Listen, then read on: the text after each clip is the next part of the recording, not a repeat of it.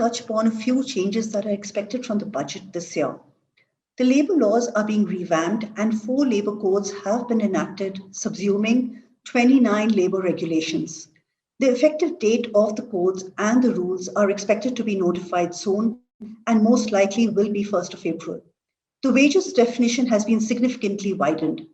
The income tax laws exempt PF contributions basis the basic and the DA.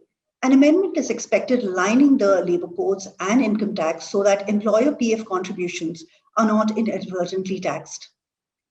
Returns from traditional investments like FDs have been significantly low. The small retail investors, retired persons need something more. Debt-linked saving schemes similar to ELSS is expected, drawing investment into corporate bond markets.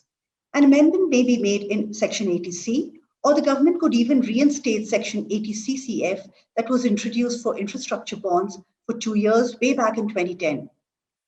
The need for life insurance became clear during the pandemic. There's a need for uniformity in the tax treatment for mutual fund schemes and ULIPs of insurance companies. Some more rationalization is required in the tax rates.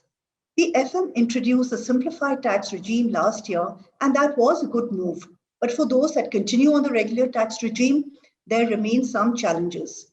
Individuals with income below 5 lakhs, though at a tax rate of 5%, are protected with a tax rebate.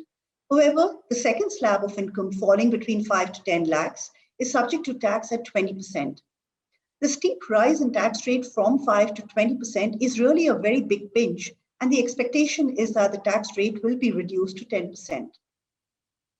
Some clarification is also required in connection with work from home.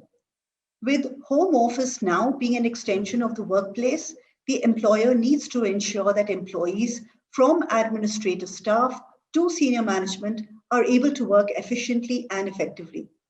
Facilities which are a normal course made available to employees in offices have to be extended to homes, not as benefits to employees, but to enable effective work. These facilities are not specifically called out as exempt in the India's taxation laws, so it's crucial that it is clarified in the budget to avoid litigation. Some areas of considerations could be support for infrastructure costs like furniture power backup, and periodic expenses like internet charges, incremental electricity, and others. These may be provided as a reimbursement or as an allowance and should not be looked on as benefits that are taxable.